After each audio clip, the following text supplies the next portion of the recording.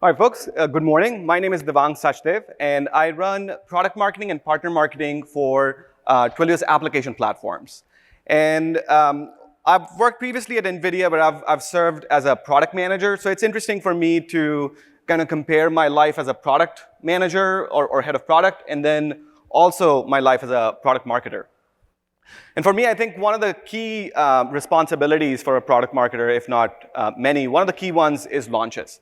I mean, whether there's debate, what does a product manager do, what does a product marketer do, but it's clear that when it comes to communicating with customers and launching new products, product marketer takes the lead and carries the charge. So today, I want to share a little bit about the learnings that I've had in the last 5 years at Twilio. Over the course of 5 years, I've helped launch more than 110 different launches, big, small, all variety. And what I want to share with you today is a little bit about, what are some of the things that you can watch out for? What are some of the things that you can avoid? And I know that in the room, there are folks for whom product marketing is net new. And there are a lot of folks who have spent a lot of time doing product marketing here. So this could be a little bit of a refresher, given that we're talking about something as basic as launches. So with that, I want to first start with a story. So my very first week at Twilio, I run into a product manager, and he goes, "Oh, great that you're here. I want to talk to you about launching a product next week." And that's happened to me a few other times at Twilio, too. Now, the Bitmoji version of me has certainly flipped the table, but I've restrained myself from not doing that. So let me ask, how many of you have experienced this in your career? Certainly. Keep your hands up if you've actually flipped the table. Great. I'm glad that we haven't, because the collegiate spirit that we want to have with product, we want to maintain this. But it's not just that. It's not that, that the product needs to go out in a week, but it's more so as to also, it comes with red-hot expectations. Every product manager believes that when we want to launch this product, we want to do it very much like how Steve Jobs announced iPhone, right? That it has to be that level of quality. It doesn't matter if this is a bug fix, but it's got to have attention. I feel like I'm really touching on a nerve over there. And oftentimes, what a product launch turns out to be is a humble tweet, and with a few retweets. In this case, one of the retweets out of the two was from a bot. And this really causes, angst and disappointment. So my goal today is to help you crush product launches. And if this is moderately interesting to you, I would say, please pay attention. I would say, take out your phone, keep your photo app ready. There's a few dense concepts in here. So you might want to take a picture. All right, let's get started. I think we all agree that we want to product launches should start earlier than we all believe, right? Question is, how early? Do you think, is a week an appropriate time? No. Is a month an appropriate time? Maybe 6 months? Maybe, right? I believe that product launches should start way, way early. In fact, they should start at product inception. Whenever this kernel of idea comes that, hey, we should launch this in the market, whether it's a new feature, whether it's a net new product, whether it's going into a new category, the point of inception is key to engage and latch on with the product team to make sure that from the very beginning, you're involved in thinking about how this product is going to go to market. Let's go through a few phases of a typical product launch lifecycle. Some of you already do this. Some of you may be doing parts of this. But when you think about any typical product launch, you think about there's a pilot stage for the product development, there's a beta stage, and then there's a general availability or mature state of that product. When you think about a pilot, this is when you want to start thinking about who is this product being built for? And you want to come up with a positioning thesis. What is this product going to do when it enters the market? So with that light level of analysis, you're now able to determine who the right customer would be when the product is available either at launch or when even the product is available in beta. Because those initial customers, as Martin was mentioning, know your user. Those initial customers and connecting with those customers is going to be key in terms of understanding what's the best way to introduce this product in the market. So then comes the beta phase. You ship, the beta product is shipped out. It may or may not be publicly available, but it's in the hands of a few customers. And these customers are important because from these customers, you're gonna understand how are they using your product. You're gonna understand who else are they using that they wanna replace with your product? Why are they believing that your product is or capability is the best capability for them? And it's really important to document all these things because as you move into a larger launch phase, you wanna have these anecdotes, you wanna have these stories available to you so that you can create the right kind of message once you're ready to go big. At this point, you sit in this loop. You sit in this loop that is the product mature enough that I need to kick off a larger launch activity. So get ready for it. What does the larger launch activity look like? There's a lot of work, right? And there's a lot of work that you need to do as product marketer, whether you're the sole product marketer or whether you're a product marketer with friends doing competitive intelligence, whether you have friends who are doing customer intelligence or customer marketing. But nonetheless, product marketing specifically, all the blue boxes that you see are somewhat tied to product marketing. And all the non-blue boxes are the ones where you need to corral other teams. You need to get them excited about this particular product launch, and you need to project manage this launch to a launch event or to a actual go-to-market plan. Who are some of these other teams? If this launch is big enough, you would want to involve your press and analyst team. You'd want to involve your content team. You'd want to involve your growth team or your demand generation team. And of course, they will all have their own streams of work, but nonetheless, I like to think about product marketers as a lion tamer, right? You are corralling, herding cats, big cats, small cats. You're herding everybody towards a same common goal. And it's really important to keep everybody in lockstep, right? Primarily, this is a big portion of the calories that you spend as a product marketer. I know what you guys are thinking. Seriously, this is a lot of work. And how are you going to get it all done? And the reality is that not every launch needs to be done in this full court press. So I want to introduce this idea about how do we right-size these launches so that we're able to deliver them with the right expectations. So the number one type of tier that I think about, you may think about right sizing as t-shirt sizing, small, medium, large type of launches. I like to think about this in a slightly different way. I like to think about a tier that I call all guns blazing, where you are going to use every single piece in your marketing arsenal to go out to market. And you typically want to use this when you're introducing a major new product, which is going to change the course of your company. It's going to bring your company into a new market where you didn't exist before. Or you're trying to change the perception of your brand. If the company is always recognized as, for example, Twilio is often recognized as an SMS provider, and we're constantly on this path to help our target audience understand that Twilio does a lot more than SMS. And this is where we would want to introduce a all guns blazing launch. And what does an all guns blazing launch look like? Of course, something that we built up before. And I'm sure that when you look at this chart, you'll also recognize that there are elements in here that may be missing to what you might be doing for your launches. So let me give you an example of what a full all guns blazing launch looked like for Twilio. Back in 2016, 2017, we had this idea about entering a new market of contact center. So if you know Twilio a little bit, predominantly we've worked on providing communication APIs and not necessarily applications. And back in 2016, 2017, we had a research project that focused on entering a new market of contact center. It's a $20 billion market. There are existing providers in this market, such as Cisco, Genesys, and Avaya. And so we had to be very thoughtful as to what is the real thrust of our motion into this net new market. So mid-2017 is when we started doing a lot of beta tests. And in 2018 March, we did the big reveal and the large launch.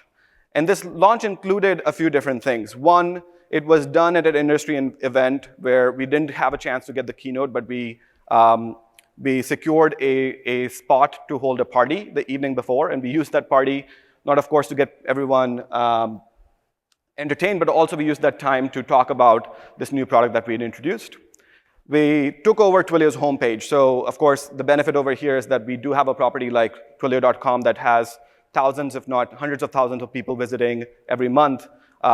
Since this product was such a major change for the company, we had a complete takeover of the homepage, and we featured very strongly with our customers who were involved in our beta test process. And we focused on this one particular key asset, what I call the sizzle reel or the promo reel. And this was a short 30-second video, good amount of energy in the video, and this helped us drive a ton of signups in the early days of this particular launch. Doing this, we also engaged analysts and press, certainly got great coverage from TechCrunch and a few others in the tech industry, or tech press, also trade press. But then really what blew our expectations was that this ended up with 5x more signups than we had expected during this launch phase. Not only that, we also ended the year in 2018 with 3x more or 3 times more pipeline than we had anticipated. And it really came down to us being thoughtful in terms of applying all the mechanisms that we had, not only in our own customer base, but also in a new customer base that we wanted to build out. So this is just one example. The other tier that I think about is a megaphone tier. This is where you want to tell, especially your own customer base, that you have something new that is you have a product that's new, or you're delivering on an ask that they've always been waiting for, or you're introducing a feature that is revenue generating. I mean, these are things that will add to the top line of your company, and you want to be very thoughtful as to how do you leverage the existing customers that you have.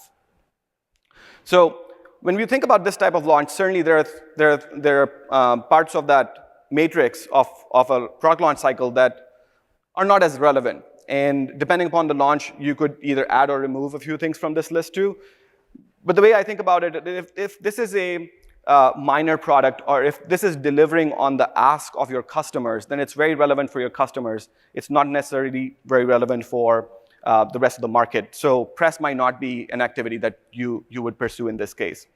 You would still want to do the same amount of work that you've done before in terms of creating your thesis on positioning, talking to early customers, and making sure that when you are going to reach your customer base, you're reaching the people who are going to find value in this new addition to your portfolio.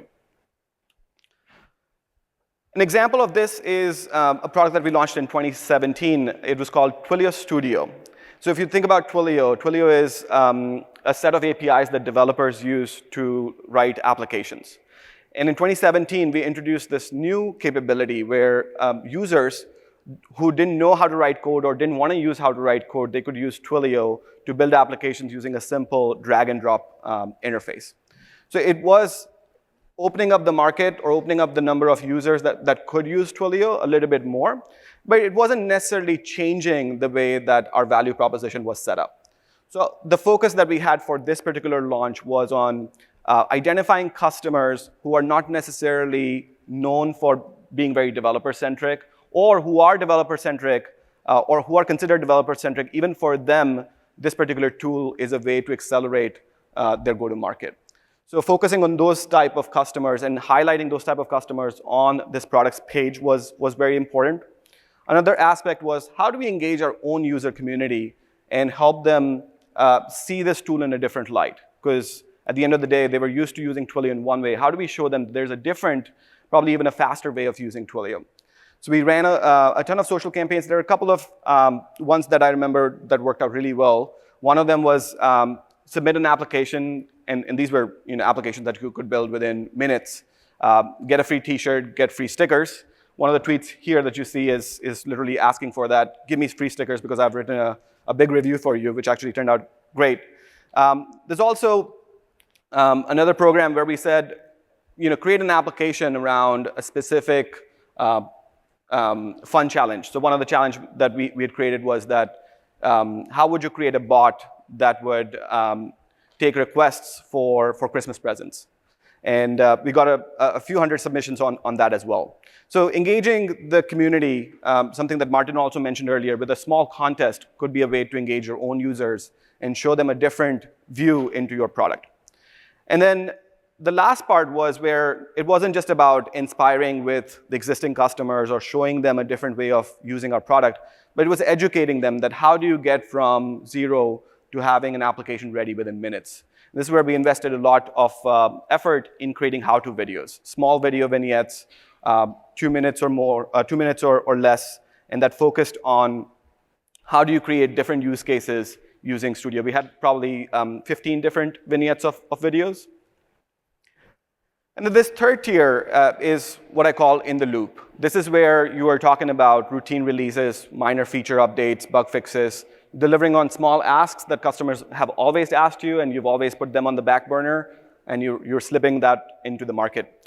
And this is where you can conserve a lot of your calories.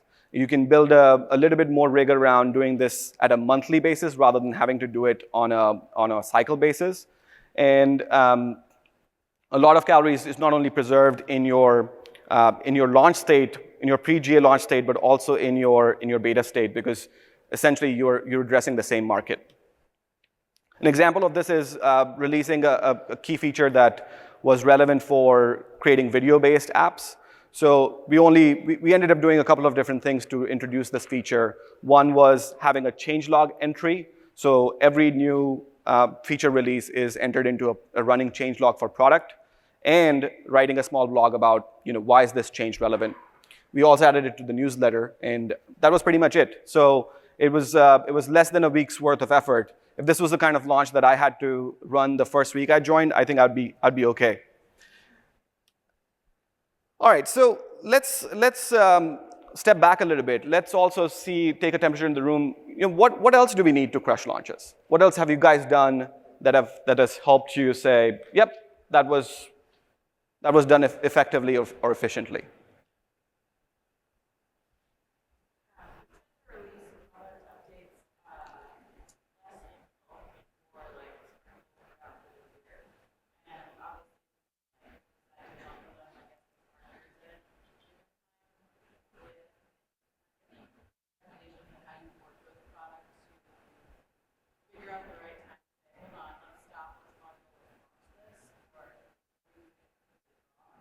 No, I think so. Back in 2013, Twilio was a relatively small company. We had a lot of competitors who looked very much like us. One of our strategy was exactly what you said. We called it the train that's a mile ahead and moving fast, and was about being able to inundate the market with a ton of launches. So it was an intentional focus for us to do at least 1 or 2 or 3 launches every month, and that's where we required a very tight synchronization with the product team. Where we are now is we've almost focused not necessarily on that we should do every launch in a big way, but more so as to which launches do we want to make big, which launches are sort of routine. And we've decoupled releases from launches. So when a product says, hey, here's a new feature, it's available, we allow customers to use it, but we don't necessarily talk about it until marketing is ready to talk about it. And I think that decoupling has helped us not be dependent or not be reactive to everything that product is doing. So yes, please. I was just going to answer your question. One thing that worked for us in the past was launching features, like small feature launches in industry conferences. So not our conference, but industry conference. Having a panel to discuss about that. So again, press comes for free because you're there. If you're working on a limited budget, those things go down. That's a great tip. Thanks. I have a small tip as well, and I think you might recognize it as soon as I flip the slide, which is internal marketing. I think this is the most under-leveraged piece in or tool in your arsenal. And let me give you one example of how we've used internal marketing. It helps to have a bigger company, but even when we were a small company, this was one of the ways in which we created excitement for ourselves. So I told you about the Studio launch that took place in 2017, the tool that allows you to build applications without having to write code. We held a party internally before the launch for our employees. We even created virtual parties, especially in locations where we're not headquartered. And we did a couple of things. One, we had the celebration poster, so anyone who had worked on Studio could come in, put their name on it, and then we framed it and put it in the office. It became a badge of honor. And then the second thing we did was every desk had a balloon, a Studio balloon, and we doled out these temporary tattoos. This is the only time when I put a tattoo on my neck. I'm glad it's temporary. But it was a way to get everybody excited. There are a few other things that you can do to get folks excited. I mean, talk about it at company meetings, like Martin had mentioned earlier about Google I/O. You could also do promo codes only for your employees in the beginning. You could craft up social media messages that you could make it really easy for your employees to copy and paste. So just prod them along that this is a big thing for the entire company. And it's not just your own personal mission or motive to get the launch out, but it's relevant for the entire company to get behind. So that's it, right? Mission complete, right? Not just yet. I think there's one more bit that we need to do before we call it a day. So you remember this matrix of the launch lifecycle.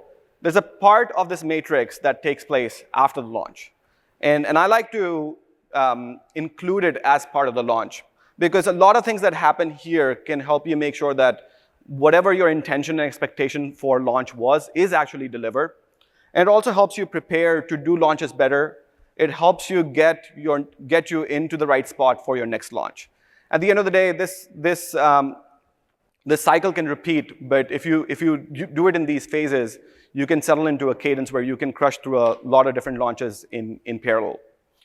The areas to focus in this post-launch stage, of course, are a lot of analysis as to how the launch did, but also where the leaks are in your funnel so that you can go optimize, whether it's the message, whether it's the sales pipeline, or whether it's marketing campaigns. One example of this, we talked about the launch of Flex, which is the product that we launched in the contact center space. We launched it in 2018. We generated a good amount of interest with our message, and we generated a good amount of pipeline too. But what we found at the end of 2018 was we weren't able to turn that into a substantial amount of revenue. So in 2019, we revisited the message. We carried out almost 17 or 18 different customer interviews, especially with our champions, to figure out what about our message was not necessarily specific and sticking with the audience in terms of converting them from being interested to getting down to being a customer. And so in 2019, we not only updated their message, but we also got our sales teams to qualify leads better so that we could be a little bit more targeted on bringing the right people through the funnel.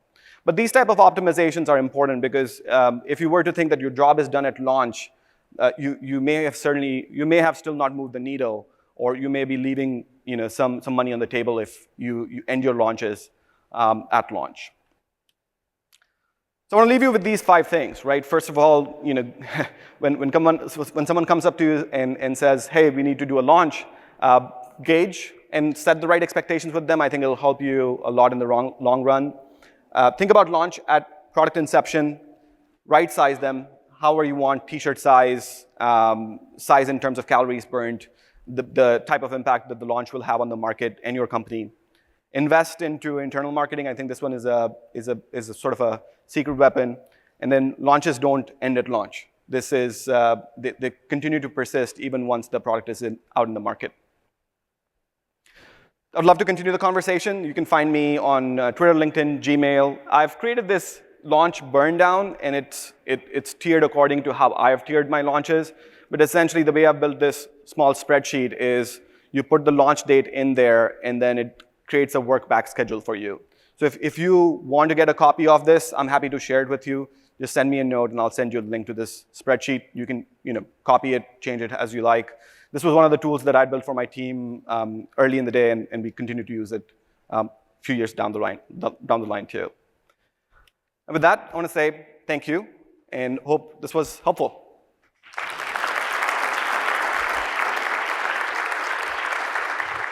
Awesome. We have we have time for a couple of questions. Does anybody have any questions for Devang? In the tan shirt. Okay.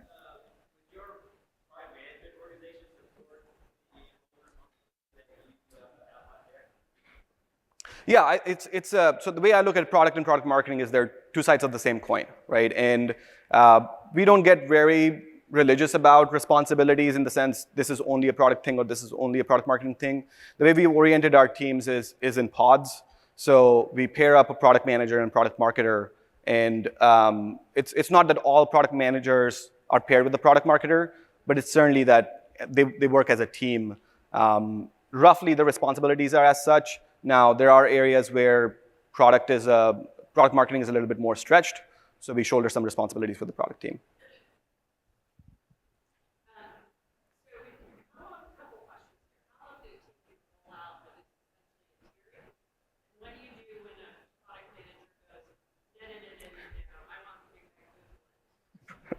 Yep. I would say that the tiering is still in motion, and we revisit it every time we get into this contention that which tier should this belong in. So it's not, I think we've reached a point where we are not necessarily talking about, we've convinced the organization that product launches cannot all be treated the same way. They have to be treated differently. We do get into these situations where product managers will come up and say, my product needs a lot more attention. I think we bring them to a little bit more bearing with the question about impact as to how much revenue is this going to generate. Oftentimes, product managers come in a little dry, so they'll go, well, let's put it out there and we'll find out. And that's where we draw the line, that if you can't create a projection, it's very hard for us to say that this is worth the time. One more question? Oh my gosh. Okay, well, a couple more questions. I think, is that Div, is that you?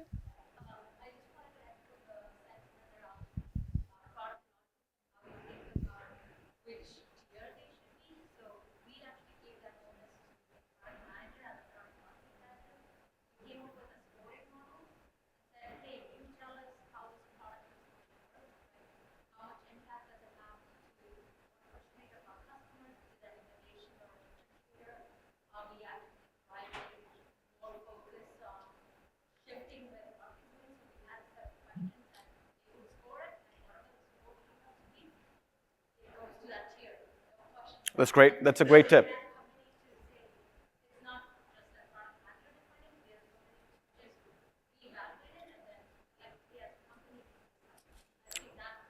I like that. Yeah, that's a really good tip.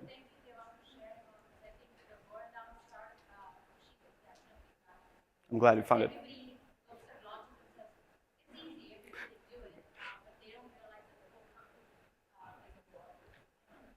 Absolutely. Time for two more questions, but I saw way more than two arms in the black sweater there. What are your thoughts on marketing to folks who are typically marketing averse, like developers, for example? Yep, and which is why I shared my thesis on marketing to technical audiences. That it's, today's technical audience is not just about give me the documentation book and I'll take it from there if I need to. You do have to inspire developers, and a lot of developer inspiration comes from helping them understand what can you do with the products. At the end of the day, developers are creative people. They want to figure out, they just don't want to follow documentation and do exactly what you told them to do. They want to identify that, okay, you've given me this set of framework. How do I now make it mine and introduce it in places where I can showcase my creativity? So we focus very specifically on what are the ideas that we would have never thought about or use cases that we want to put in the market. One really successful an unexpected successful way of doing this was when we launched a product that would do IoT. So we had a SIM card, or we have a SIM card at Twilio that you can program. And someone in our community of developers created this button where this button was tied to the Twilio IoT. A dog could come in, or anyone would come in and step on that button, and it would take a selfie of themselves. In this case, it was particularly done for their dog to take a selfie, and it became one of the biggest hits that we had on our blog for a long time. So it's just looking for those nuggets that you would not expect, and just trying a few of those things to see if it inspires any new ideas in your community. Yeah. In the blue shirt there. So with your 3 tiers of launches, one of the things that I noticed is the go, no go day. We're launching a product late industry. I'm just curious how much flexion you see in those ranges of time between the go, no go date and the actual launch date based on the 3 different tiers. Like for an all guns blazing, how much time do you feel like you got to know this is definitely a go for the overreaction campaign? Yeah, I would say that for us at least, we don't even enter a beta stage until we've got executive alignment that this product is a go. And of course, I'm talking about major product releases at this point. For smaller features, it's a little bit of a test with the product manager more so than alignment with executives to say, so this is real. We're ready to do this at this point and take the product into the beta stage. And it's just a gate initially when a lot of product teams have early ideas and that they want to vet out in the market. But I think really where we say that the product is ready for launch takes place in the beta stage. And in the beta stage, when we're talking to customers, we're assessing not only what are they finding valuable, but where are the gaps and where are they tripping. And bringing that to the product teams is also valuable because not only are you relying on the product team to say the product is mature, which some teams may have a good formulation on maturity, some teams may not, but you're bringing them practical insights that what you have tested the product for, you've thought about it as a hardened product, may not be the case because there are other elements that a customer would find missing. Yeah. So that's all. We don't have time for more questions, but Devang did give everyone permission to follow him on LinkedIn, Twitter, and Gmail. So please do that. He will be here through lunch. You have a topic table, correct? He has a topic table. So if you have some questions that you were not able to get out, he will have a topic table at lunch. Make sure you get to him either during the break or at lunch because he does need to leave today. So he will not be here for the networking happy hour. So thanks so much. Thank you.